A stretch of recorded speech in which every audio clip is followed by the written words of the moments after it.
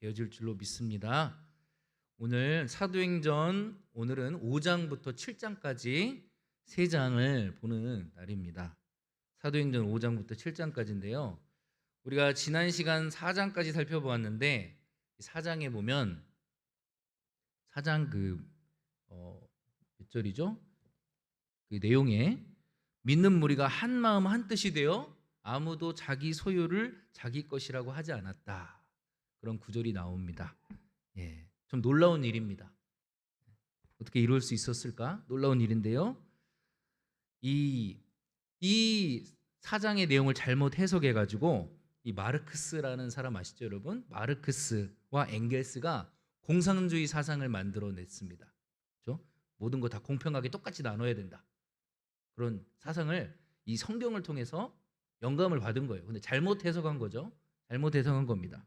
여러분, 우리 초대교회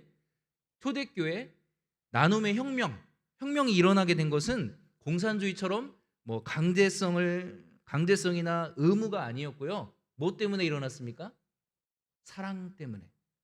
성령이 임했고 주님이 주시는 그 부어주시는 성령 주시는 그 사랑 때문에, 세계명의 사랑 때문에 일어난 거예요. 성령을 받은 신자들은요, 내 이웃을 내 몸과 같이 사랑하고 돌보는 마음이 우리 속에서 일어났고, 또 성령을 받은 사람들은 어때요? 탐욕을 이기는, 내 것 움켜쥐는 것이 아니라 탐욕을 이기는, 뛰어넘는, 그것을 이기는 기쁨, 주님이 주시는, 성령이 주시는 기쁨 속에 그것으로 충만했기 때문에 그렇게 나누는 것이 가능했던 거예요. 많은 내 것이라고, 자기 소유물을 다 내 것이 아니라고, 내 것이라고 하는 사람이 아무도 없었다라고 이렇게 표현하는 거, 정말로 놀라운 일입니다. 바로 여러분, 이렇게 성령 충만함을 받은 사람의 특징이 뭐냐면 관대함이 임한다는 거예요. 베풀고 나누고 사랑하고, 이런 관대함이 임한다는 것이 특징입니다. 그 긍정적인 예가 4장 36절에 나왔었죠. 바나바라는 인물입니다. 여러분, 바나바가 어떻게 했습니까? 바나바는 밭을 팔아서 교회에 양도했고, 사람들은 그에게 위로의 아들이라는 명예로운 별명을 붙여줬어요. 위로의 아들이다. 자기 밭을 팔아서 가난한 자들을 위해 써라 하고 내놓았습니다. 그런데 오늘 5장에는요, 재물에 대한 부정적인 케이스가 나오게 됩니다. 부정적인 케이스. 5장 1절에 보시면 원래는 그런데라는 접속사가 있어요. 원래는 그런데 바나바는 이렇게 했는데, 그런데 5장 1절에서 뭐가 나옵니까? 아나니아와 삽비라 이야기가 나오는 거죠. 재물에 대한 부정적인 이야기가 나옵니다. 구제금을 낸 목적이 아까 초대교회는 사랑 때문에 그 나눔을 실천했다고 했는데, 구제금을 낸 목적이 아나니아와 삽비라 같은 경우에는 사랑 때문이 아니라 더 큰 명예를 얻기 위해서. 아까 바나바가 명예로운 이름을 얻었습니다. 그런데 아나니아 삽비라도 사람들에게 존경받고 싶고, 사람들에게 명예로운 그런 명예욕 때문에 이렇게 부부가 공모해서 하나님을 속이려고 한 이 사건이 일어나게 된 것입니다. 우리 한번 1절에서 16절까지 같이 음원을 따라서 성경을 한번 읽어보겠습니다. 소리내서 한번 읽어보겠습니다. 아나니아라 하는 사람이 그의 아내 삽비라와 더불어 소유를 팔아 그 값에서 얼마를 감춤해 그 아내도 알더라. 얼마만 가져다가 사도들의 발 앞에 두니 베드로가 이르되, 아나니아야, 어찌하여 사탄이 내 마음에 가득하여 내가 성령을 속이고 땅값 얼마를 감추었느냐? 땅이 그대로 있을 때에는 내 땅이 아니며 판 후에도 내 마음대로 할 수가 없더냐? 어찌하여 이 일을 내 마음에 두었느냐? 사람에게 거짓말한 것이 아니요 하나님께로다. 아나니아가 이 말을 듣고 엎드려져 혼이 떠나니 이 일을 듣는 사람이 다 크게 두려워하더라. 젊은 사람들이 일어나 시신을 싸서 메고 나가 장사하니라. 3시간쯤 지나 그의 아내가 그 일어난 일을 알지 못하고 들어오니 베드로가 이르되, 그 땅 판값이 이것뿐이냐? 내게 말하라 하니 이르되, 예, 이것뿐이라 하더라. 베드로가 이르되, 너희가 어찌 함께 꾀하여 주의 영을 시험하려 하느냐? 보라, 내 남편을 장사하고 오는 사람들의 발이 문 앞에 이르렀으니 또 너를 메어 내가리라 하니 곧 그가 베드로의 발 앞에 엎드려져 혼이 떠나는지라. 젊은 사람들이 들어와 죽은 것을 보고 메어다가 그의 남편 곁에 장사하니 온 교회와 이 일을 듣는 사람들이 다 크게 두려워하니라. 사도들의 손을 통하여 민간에 표적과 기사가 많이 일어나매 믿는 사람이 다 마음을 같이하여 솔로몬 행각에 모이고 그 나머지는 감히 그들과 상종하는 사람이 없으나 백성이 칭송하더라. 믿고 축제로 나아오는 자가 더 많으니 남녀의 큰 무리더라. 심지어 병든 사람을 메고 거리에 나가 침대와 유 위에 누이고 베드로가 지날 때에 혹 그의 그림자라도 누구에게 덮일까 바라고 예루살렘 부근에 수많은 사람들도 모여 병든 사람과 더러운 귀신에게 괴로움 받는 사람을 데리고 와서 다 나음을 얻으니라. 네. 아이고. 예, 조금 접속이 잘 안 돼 있었습니다. 자, 우리가 16절까지 읽어봤는데요. 여러분 이게 너무 잘 아는 사건이잖아요. 아나니아와 삽비라. 근데 2절에 보시면 아나니아가 감췄다라는 이 단어가 나오는데 이게 굉장히 특별한 단어입니다. 이게 어디에 쓰였냐면 여러분 그 구약에 보면 여호수아서에 보면은 누구죠? 그 하나님께 바쳐야 될 물건을 훔쳐서 땅에 숨긴 장막 땅에 숨긴 아간 사건과 같은 단어를 쓰고 있어요. 70인역에 보면 같은 단어를 쓰고 있습니다. 그러니까 그거랑 굉장히 유사한 그런 사건이라는 것입니다.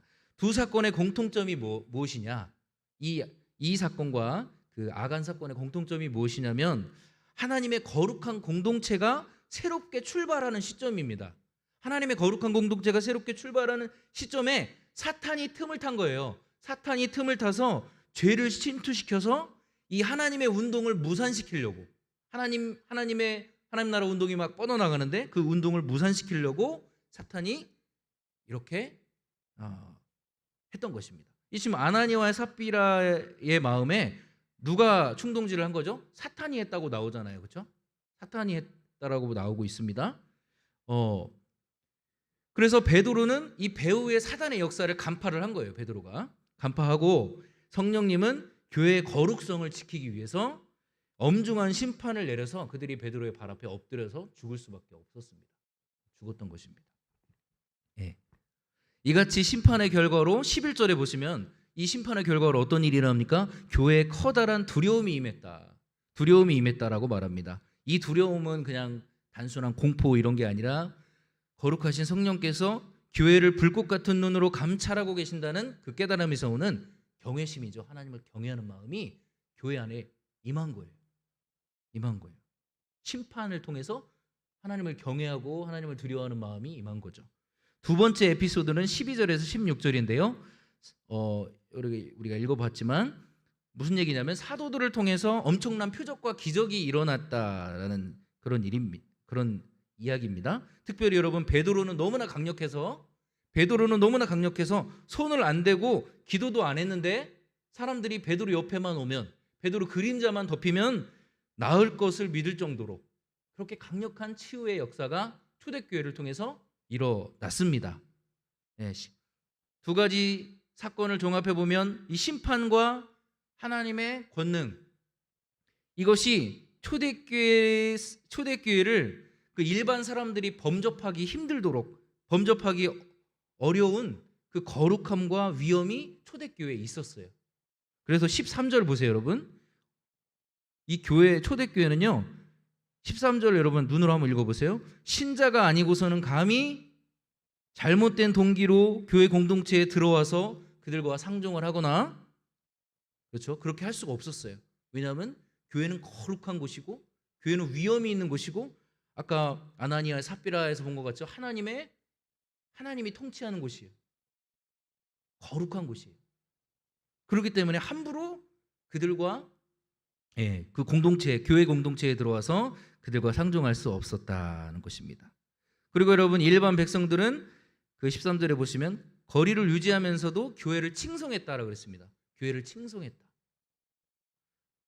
여러분, 이처럼 우리가 이것을 통해서 우리가 한번 살펴볼 수 있는 게, 교회는 이 세상으로부터 구별돼야 된다는 거예요. 구별되면 백성들이 교회를 칭송했다. 그리고 구원받는 무리들이 더 많아지게 되었다. 이렇게 기술을 하고 있는데요. 선교에서 가장 중요한 것은요, 구별되는 거예요. 우리가 복음을 전하고 우리가 세상 사람들을 구원해야 되잖아요. 그런데 가장 중요한 것은요, 그 사람들과 나랑 구별된 거예요. 구별되어야 교회의 매력을 느끼는 겁니다. 그런데 교회가 선교의 문턱을 낮춘다는 그런 명목하에 세상과 같아지려고 하고 세상과 비슷해지려고 하는 그런 노력을 하는 것을 볼 수가 있는데, 그것은 어리석은 겁니다. 교회는요, 구별돼야 돼요. 세상하고 완전히 달라야 돼요. 그러면 세상 사람들이 우리랑 다르다라는 것을 느끼는 거예요. 진짜 하나님이 계시다라는 것을 거룩함을 통해서 느끼는 것입니다. 예. 그래서 여러분, 세상과 철저히 구별되는 영적인 곳이 교회가 되어야 된다. 영적인 능력, 영적인 권세, 그런 거룩함이 교회 안에 있어야 된다는 것입니다. 두려움과 동시에 칭송의 대상이었던 초대교회와는 달리 오늘날 교회가 얼마나 사람들에게 짓밟히고 비난받고 웃음거리가 되고 있습니까? 그건 구별됨을 잃어버렸기 때문에. 구별됨을 잃어버린 거예요. 세상하고 똑같아요. 별로 다를 게 없어요. 그렇기 때문에 짓밟히는 거죠. 그래서 여러분, 우리는 세상과 구별된 우리 교회가 되려면 우리는 경외하는 마음을 회복해야 됩니다. 하나님을 두려워할 줄 알아야 되고, 또 주님의 그 능력을, 성령의 권능을 회복해야 됩니다. 자, 우리 17절에서 42절, 여기는요, 이제 사탄이 아까는 아나니아와 삽비라를 통해서 내부적인 공격을 통해서 교회를 무너뜨리려고 했는데, 이번에는 외부의 박해를 통해서 교회를 무너뜨리려고 하는 그런 이야기가 나오고 있습니다. 17절에서 42절 5장 같이 음원을 따라서 쭉 읽어보겠습니다. 같이 읽겠습니다. 대제사장과 그와 함께 있는 사람, 즉 사두개인의 당파가 다 마음의 시기가 가득하여 일어나서 사도들을 잡아다가 옥에 가두었더니, 주의 사자가 밤에 옥문을 열고 끌어내어 이르되, 가서 성전에 서서 이 생명의 말씀을 다 백성에게 말하라 하매, 그들이 듣고 새벽에 성전에 들어가서 가르치더니, 대제사장과 그와 함께 있는 사람들이 와서 공회와 이스라엘 족속의 원로들을 다 모으고 사람을 옥에 보내어 사도들을 잡아오라 하니, 부하들이 가서 옥에서 사도들을 보지 못하고 돌아와 이르되, 우리가 보니 옥은 든든하게 잠기고 지키는 사람들이 문에 서 있으되 문을 열고 본즉 그 안에는 한 사람도 없더이다 하니, 성전 맡은 자와 제사장들이 이 말을 듣고 의욕하여 이 일이 어찌 될까 하더니, 사람이 와서 알리되, 보소서 옥에 가두었던 사람들이 성전에 서서 백성을 가르치더이다 하니, 성전 맡은 자가 부하들과 같이 가서 그들을 잡아왔으나 강제로 못함은 백성들이 돌로 칠까 두려워함이더라. 그들을 끌어다가 공회 앞에 세우니 대제사장이 물어 이르되, 우리가 이 이름으로 사람을 가르치지 말라고 엄금하였으되 너희가 너희 가르침을 예루살렘에 가득하게 하니 이 사람의 피를 우리에게로 돌리고자 함이로다. 베드로와 사도들이 대답하여 이르되, 사람보다 하나님께 순종하는 것이 마땅하니라. 너희가 나무에 달아 죽인 예수를 우리 조상의 하나님이 살리시고 이스라엘에게 회개함과 죄사함을 주시려고 그를 오른손으로 높이사 임금과 구주로 삼으셨느니라. 우리는 이 일의 증인이요 하나님이 자기에게 순종하는 사람들에게 주신 성령도 그러하니라 하더라. 그들이 듣고 크게 노하여 사도들을 없이하고자 할세, 바리새인 가말리엘은 율법 교사로 모든 백성에게 존경을 받는 자라. 공회 중에 일어나 명하여 사도들을 잠깐 밖에 나가게 하고 말하되, 이스라엘 사람들아, 너희가 이 사람들에게 대하여 어떻게 하려는지 조심하라. 이전에 드다가 일어나 스스로 선전하매 사람이 약 400명이나 따르더니 그가 죽임을 당하매 따르던 모든 사람들이 흩어져 없어졌고, 그 후 호적할 때에 갈릴리의 유다가 일어나 백성을 꿰어 따르게 하다가 그도 망한즉 따르던 모든 사람들이 흩어졌느니라. 이제 내가 너희에게 말하노니 이 사람들을 상관하지 말고 버려두라. 이 사상과 이 소행이 사람으로부터 났으면 무너질 것이요 만일 하나님께로부터 났으면 너희가 그들을 무너뜨릴 수 없겠고 도리어 하나님을 대적하는 자가 될까 하노라 하니 그들이 옳게 여겨 사도들을 불러들여 채찍질하며 예수의 이름으로 말하는 것을 금하고 놓으니 사도들은 그 이름을 위하여 능욕받는 일에 합당한 대로 여기심을 기뻐하면서 공회 앞을 떠났다. 대제사장과 그와 함께 있는 사람 멈춰주시기 즉 바랍니다. 사두개인의 당파가 다 마음의 시기가 가득하여 일어나서 그 음악을 사도- 멈춰야 돼요. 네, 그 42절이 빠졌네요. 42절 같이 읽겠습니다. 시작. 그들이 날마다 성전에 있든지 집에 있든지 예수는 그리스도라고 가르치기와 전도하기를 그치지 아니하니라. 자, 아까 사탄이 내부적인 공격을 했어요. 이번에는 외부를 통해 외부의 세력을 통해 교회를 박해하는 모습을 보여주고 있습니다. 사탄이요 대제사장들과 사두개인들을 부추겼어요. 시기심이 있잖아요. 그 통로가 되는 거죠. 그 시기심을 부추겨 가지고 사도들을 감옥에 가둬요. 그 수장들을 가둬놓으면은 예수 운동이 끝나겠구나. 이렇게 생각을 한 것 같아요. 그런데 하나님으로부터 시작된 일을 사람이 막을 수가 없는 거잖아요. 주의 천사가 나타났습니다. 감옥에 갇혀 있는 그들에게 주의 천사가 나타나서 이 생명의 말씀을 다 백성에게 말하라라고 하면서 감옥 문을 열어준 거예요. 예.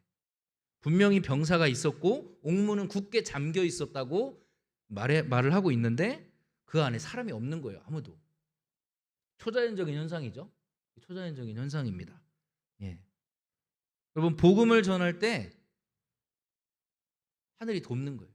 복음을 전할 때 하나님의 지원과 하나님이 돕는 그 일들이 굉장히 많이 일어납니다. 뭐 제가 전도를 열심히 하시는 분들 그 간증이나 이런 걸 들어봐도 하나님이 하늘의 지원이 와요. 뭐 왜냐하면 하나님 기뻐하시는 일, 영혼을 구원하는 그 일을 하기 때문에 막 그 사람을 뭔가 하나님께서 초자연적으로 돕는 일들이 굉장히 많이 일어납니다.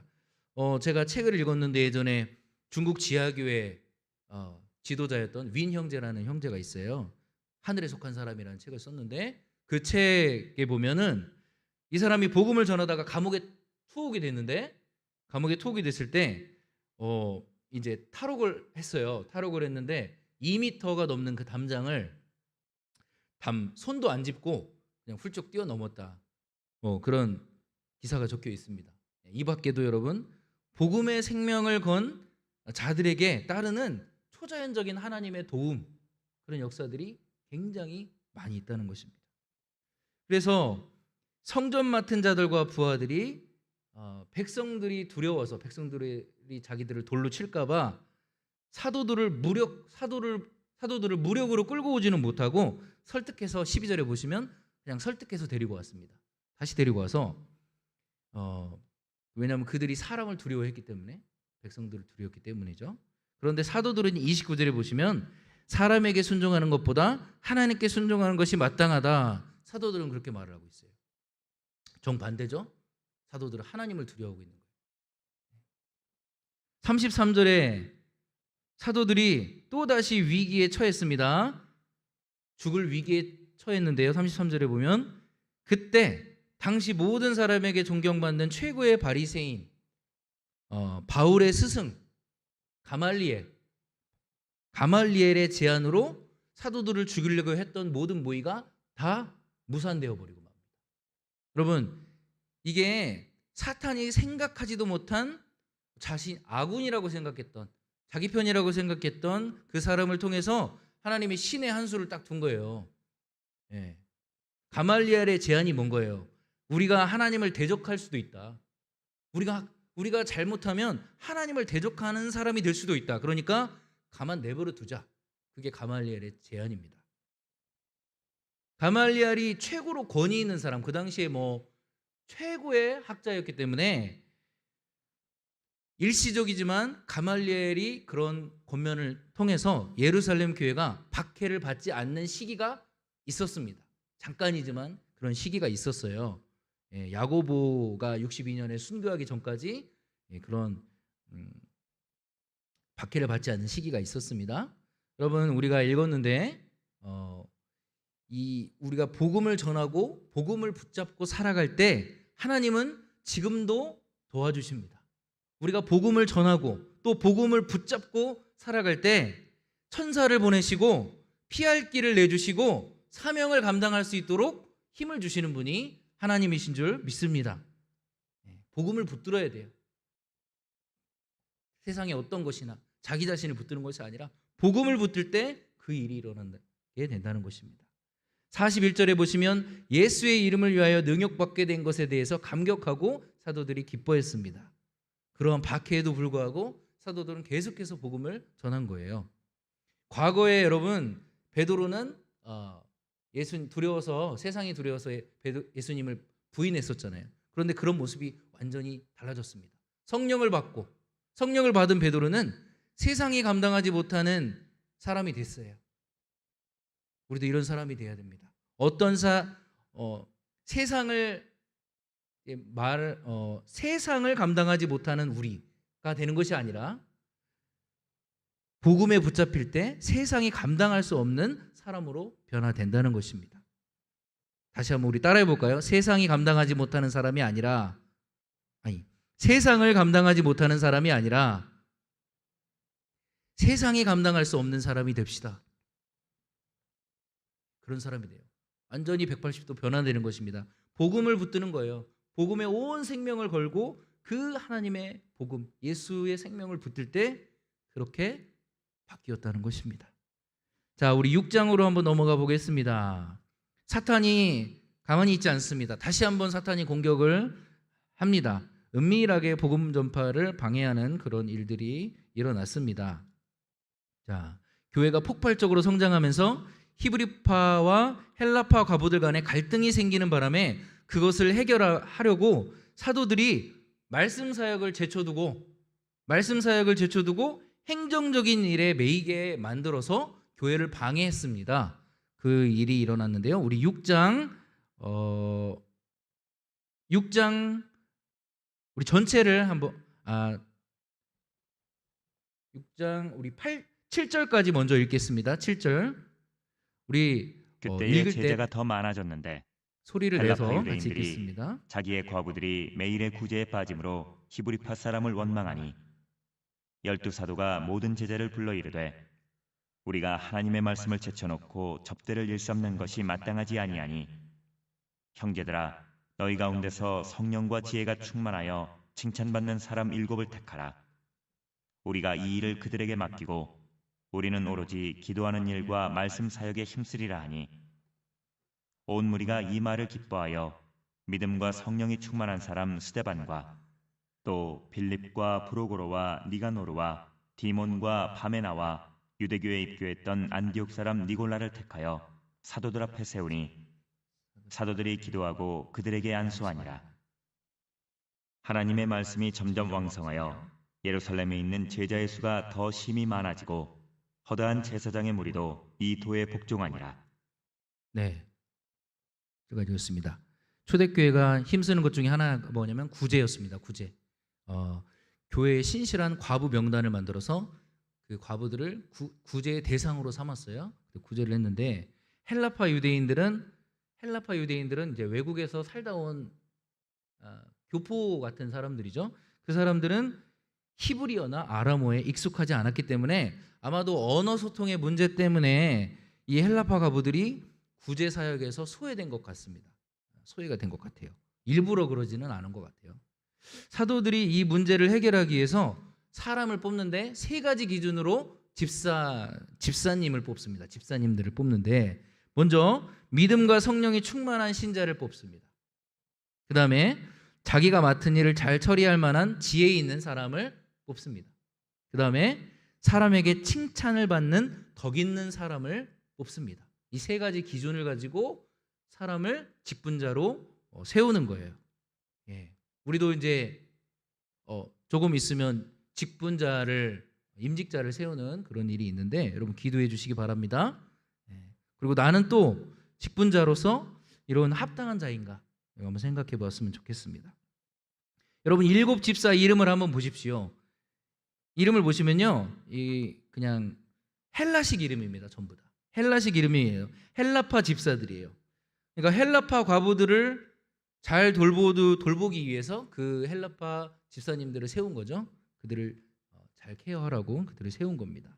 이렇게 여러분 내부 갈등을 해결하고 일을 잘 분담한 결과 어떤 일이 일어났습니까? 말씀이 점점 흥왕해졌다. 그리고 제자의 수가 많아졌다.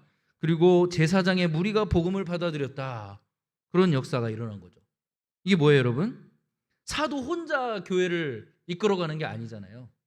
사도 혼자가 아니라 서로가 서로의 일을 분담하고 그 자기가 맡은 일에 충성했을 때, 그 일을 분담하고 충성했을 때 교회가 더 힘있게 세워지게 된다는 거예요.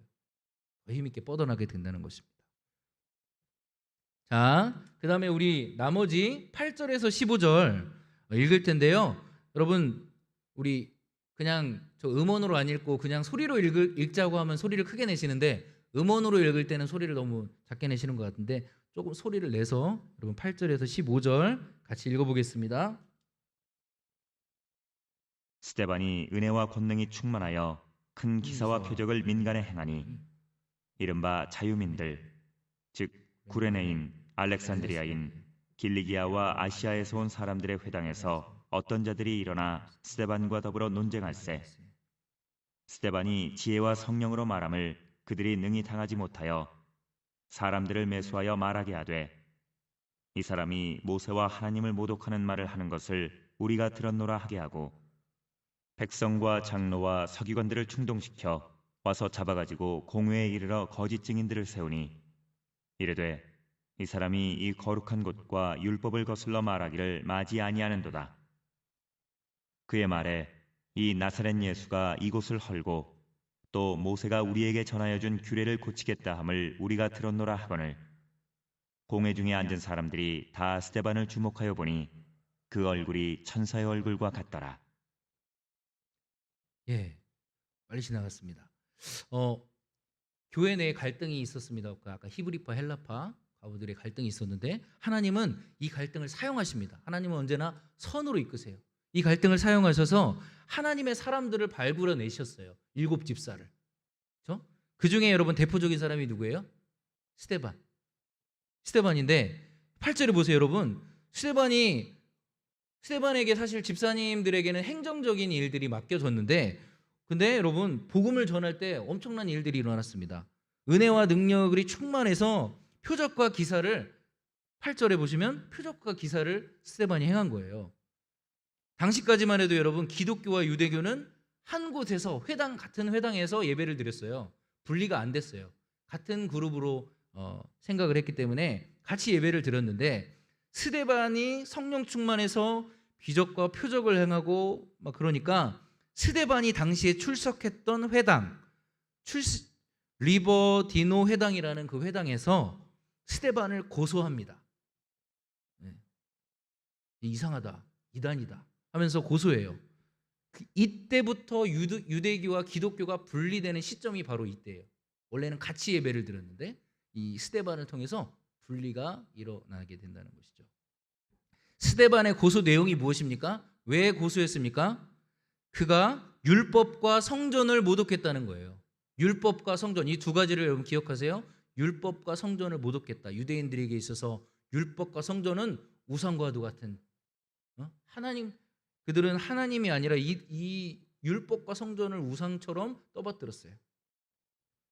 이것들을 모독했다라고 스데반을 고소한 거예요. 그런데 여러분 15절에 주목할 만한 이야기가 나옵니다.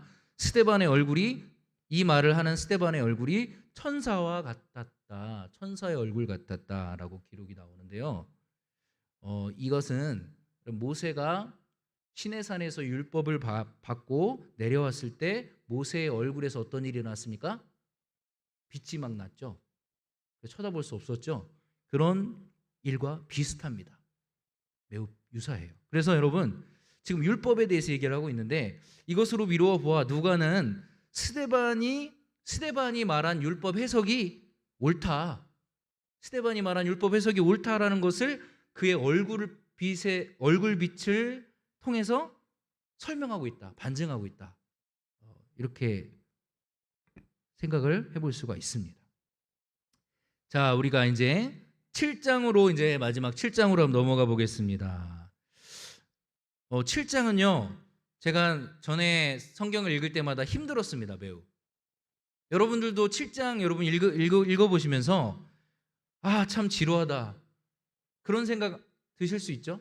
왜냐하면 구약 이야기를 스데반의 설교인데, 스데반이 구약 이야기를 그냥 계속 되풀이하는 것처럼, 누가 어쩌고 계속 그냥 구약 이야기를 되풀이하는 것처럼 느껴져서 이렇게 지루하게 보입니다. 그런데 스데반은 그냥 단순히 구약 이야기를 되풀이하는 것이 아니라 구약으로부터 특별한 교훈을 끌어내고 있어요. 아까 말했던 성전과 율법에 대한 이야기를, 자기가 성전과 율법에 대해 모독했다라는 고소를 당했잖아요. 성전과 율법을. 그렇기 때문에 이 구약 이야기를 통해서 성전과 율법에 대한 이야기를 다시 한번 하고 있습니다. 우리 한번, 깁니다. 스데반의 설교가요 엄청 길어요. 1절에서 53절까지 일단 소리내어서 같이 한번 읽어보겠습니다.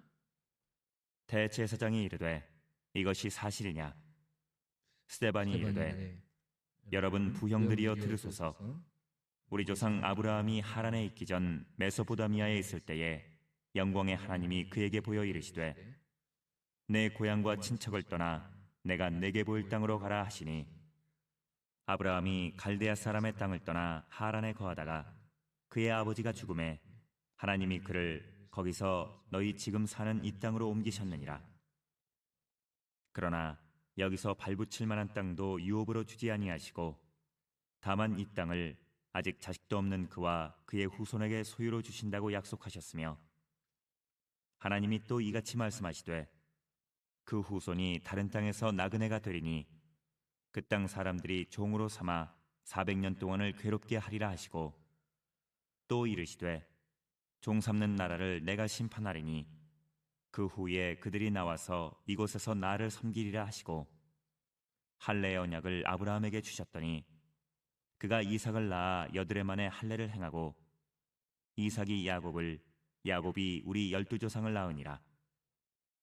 여러 조상이 요셉을 시기하여 애굽에 팔았더니 하나님이 그와 함께 계셔 그 모든 환난에서 건져내사 애굽 왕 바로 앞에서 은총과 지혜를 주심에 바로가 그를 애굽과 자기 온 집의 통치자로 세웠느니라. 그때에 애굽과 가나안 온 땅에 흉년이 들어 큰 환난이 있을세 우리 조상들이 양식이 없는지라. 야곱이 애굽에 곡식 있다는 말을 듣고 먼저 우리 조상들을 보내고 또 재차 보내매 요셉이 자기 형제들에게 알려지게 되고 또 요셉의 친족이 바로에게 드러나게 되니라. 요셉이 사람을 보내어 그의 아버지 야곱과 온 친족 75사람을 청하였더니 야곱이 애굽으로 내려와 자기와 우리 조상들이 거기서 죽고 세겜으로 옮겨져 아브라함이 세겜 하몰의 자손에게서 은으로 값주고 산 무덤에 장사되니라. 하나님이 아브라함에게 약속하신 때가 가까우매 이스라엘 백성이 애굽에서 번성하여 많아졌더니 요셉을 알지 못하는 새 임금이 애굽 왕위에 오르매 그가 우리 족속에게 교활한 방법을 써서 조상들을 괴롭게 하여 그 어린아이들을 내버려 살지 못하게 하려 할세. 그때 모세가 났는데 하나님 보시기에 아름다운지라. 그의 아버지의 집에서 3달 동안 길리더니 버려진 후에 바로의 딸이 그를 데려다가 자기 아들로 기르매 모세가 애굽 사람의 모든 지혜를 배워 그의 말과 하는 일들이 능하더라. 나이가 40이 되매 그 형제 이스라엘 자손을 돌볼 생각이 나더니 한 사람이 원통한 일 당함을 보고 보호하여 압제받는 자를 위하여 원수를 갚아 애굽 사람을 쳐 죽이니라. 그는 그의 형제들이 하나님께서 자기의 손을 통하여 구원해 주시는 것을 깨달으리라고 생각하였으나 그들이 깨닫지 못하였더라.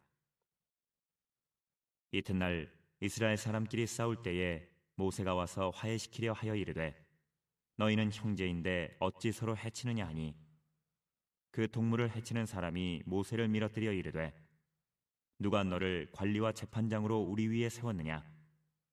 내가 어제는 애굽 사람을 죽임과 같이 또 나를 죽이려느냐 하니 모세가 이 말 때문에 도주하여 미디안 땅에서 나그네 되어 거기서 아들 둘을 낳으니라. 40년이 참에 천사가 시내산 광야 가시나무 떨기 불꽃 가운데서 그에게 보이거늘 모세가 그 광경을 보고 놀랍게 여겨 알아보려고 가까이 가니 주의 소리가 있어 나는 내 조상의 하나님 즉 아브라함과 이삭과 야곱의 하나님이라 하신대 모세가 무서워 감히 바라보지 못하더라. 주께서 이르시되 내 발에 신을 벗으라 내가 서 있는 곳은 거룩한 땅이니라. 내 백성이 애굽에서 괴로움 받음을 내가 확실히 보고 그 탄식하는 소리를 듣고 그들을 구원하려고 내려왔노니 이는 내가 너를 애굽으로 보내리라 하시니라. 그들의 말이 누가 너를 관리와 재판장으로 세웠느냐 하며 거절하던 그 모세를 하나님은 가시나무 떨기 가운데서 보이던 천사의 손으로 관리와 성령하는 자로서 보내셨으니 이 사람이 백성을 인도하여 나오게 하고 애굽과 홍해와 광야에서 40년간 기사와 표적을 행하였느니라. 이스라엘 자손에 대하여 하나님이 너희 형제 가운데서 나와 같은 선지자를 세우리라 하던 자가 곧 이 모세라. 시내 산에서 말하던 그 천사와 우리 조상들과 함께 광야 교회에 있었고 또 살아있는 말씀을 받아 우리에게 주던 자가 이 사람이라.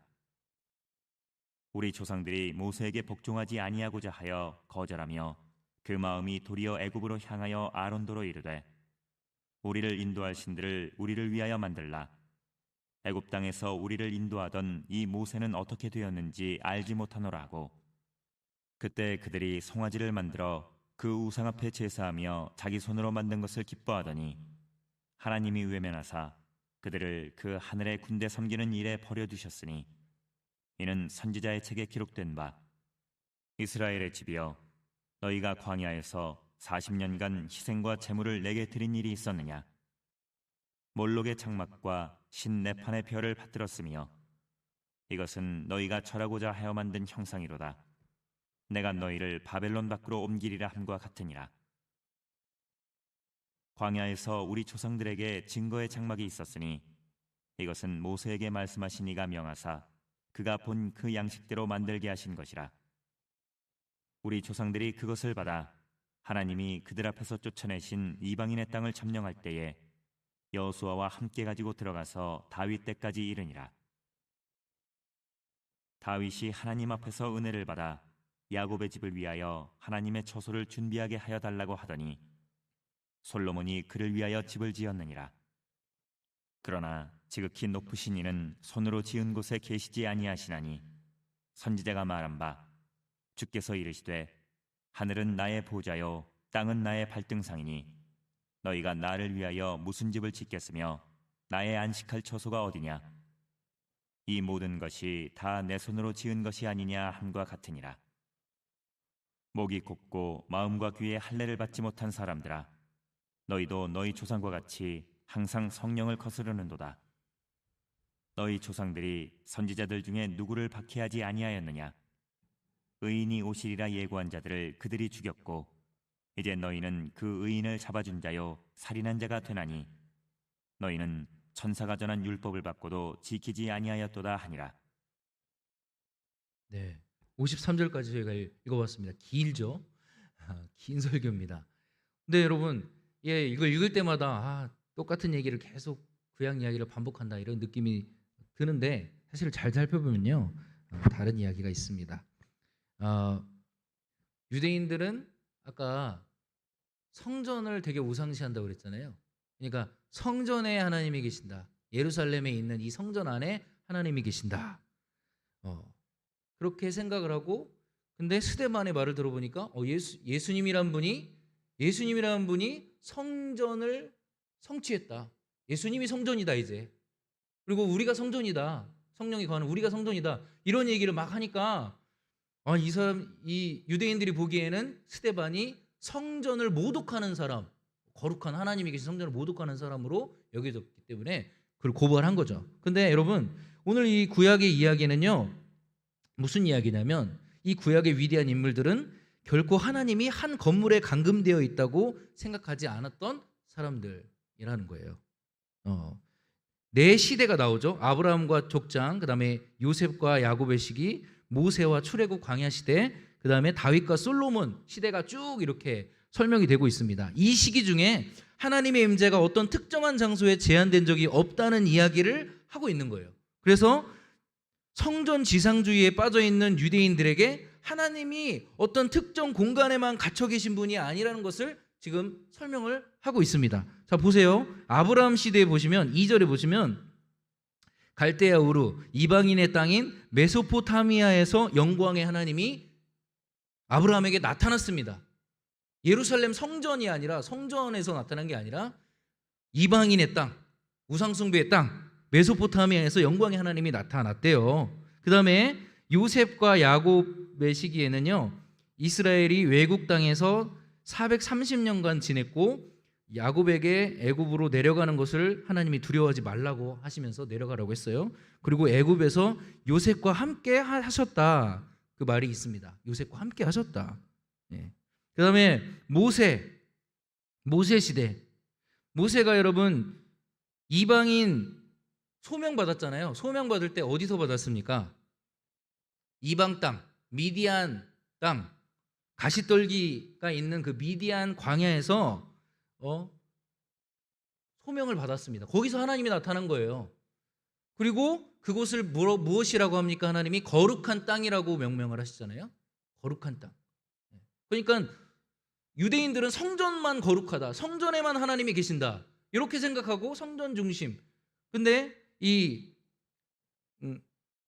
스데반은 지금 그게 아니다라는 걸 설명을 하고 있죠. 그 다음 마지막으로 다윗과 솔로몬 시대를 말하면서 무슨 얘기를 하냐면, 성전은 원래 모세가 하나님께서 보여주신 양식대로 만든 장막을 원형으로 만든 것이다. 장막.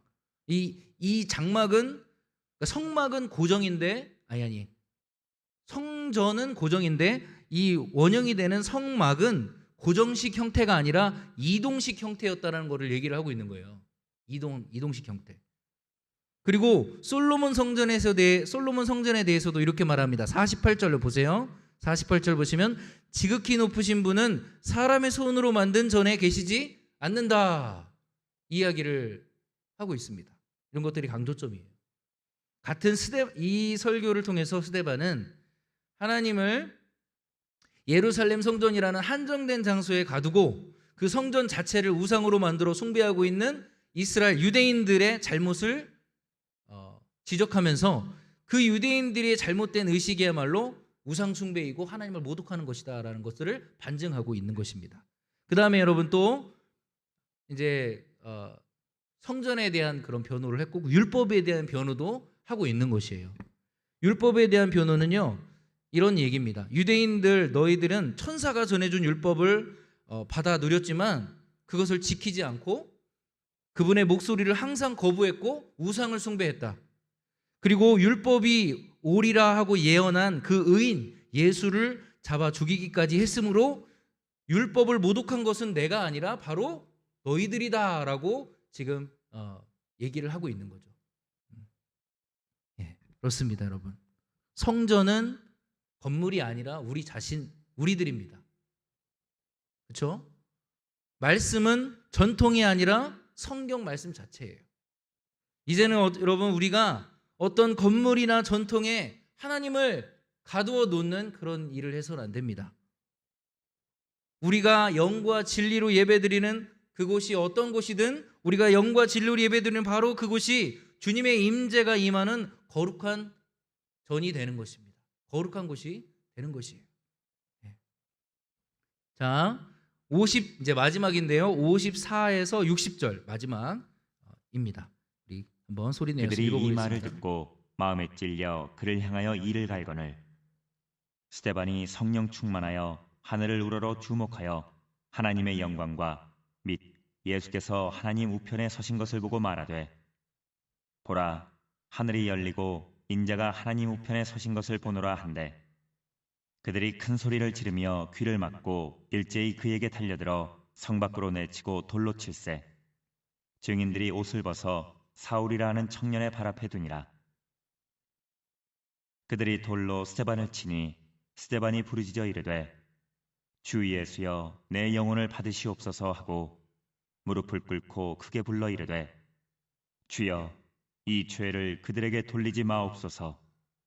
이 말을 하고 자니라. 네. 마지막으로 이제 스데반이 영광스러운 죽음을 맞이하는 이 장면이 나오고 있습니다. 스데반은 이스라엘을 향해서 너희가 선지자들이 오래라고 예언하던 바로 그 의인 예수님을 너희가 죽였다라고 책망을 하자 격분을 했어요. 54절에 보면 그 말을 듣고 마음에 찔림을 받았는데 마음에 찔림을 받고 회개를 해야 되는데 회개한 것이 아니라 스데반을 향해 이를 갈며 격분했습니다. 그리고 이때 스데반은 영광 예수께서 하나님 우편에 서 계신 것을 보게 되었다라는 기사가 써 있어요. 그런데 여러분 특이한 것은 예수님이 앉아 계신 게 아니라 우편에 앉아 계신 게 아니라 서 계셨다라는 이런 표현이 참 특이한 표현입니다.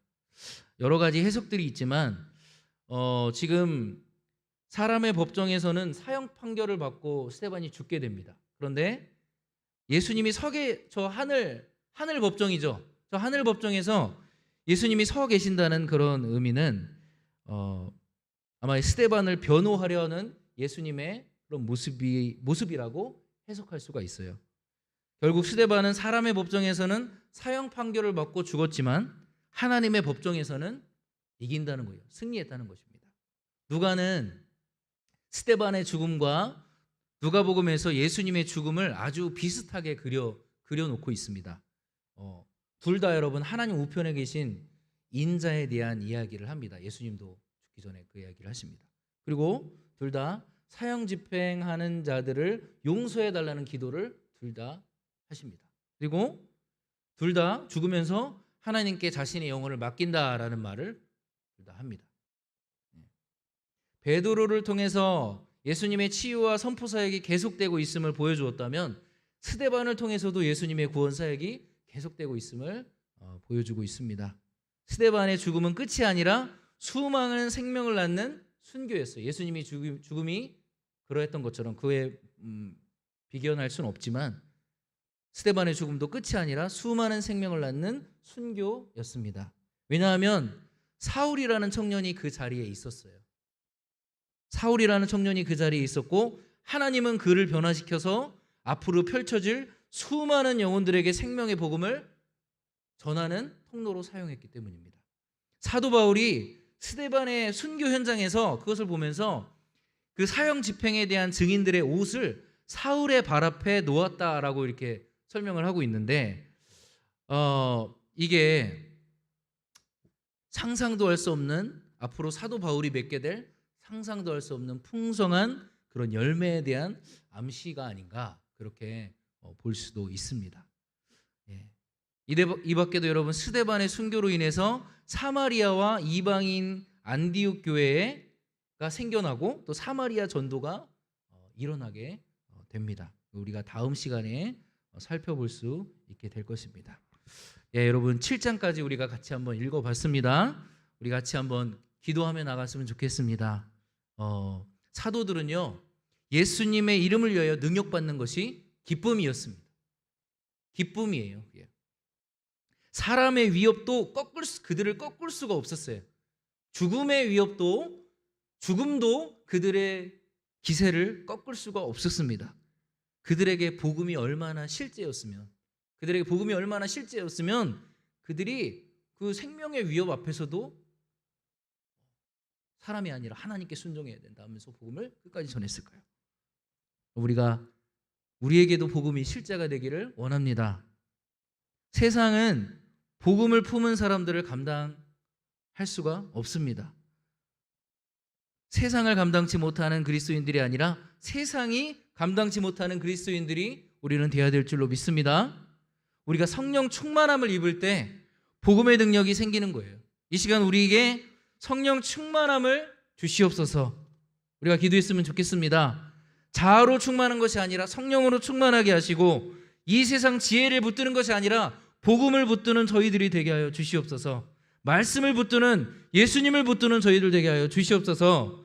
그래서 주님 복음과 세상 사이에서 갈팡질팡하는 것이 아니라 복음이 되신 예수님께 우리의 마음을 고정하고 그분께 붙잡힌 인생을 하루하루를 살 수 있도록 주님 도와주시옵소서. 그래서 하나님, 세상을 감당 못하는 우리가 아니라 세상이 감당치 못하는 믿음의 사람들이 될 수 있도록 하나님 성령의 충만함과 복음의 말씀을 깨닫는 은혜가 우리 가운데 있게 해달라고 우리 주여 한번 외치고 같이 한번 기도하도록 하겠습니다. 주여! 하나님 아버지 감사합니다.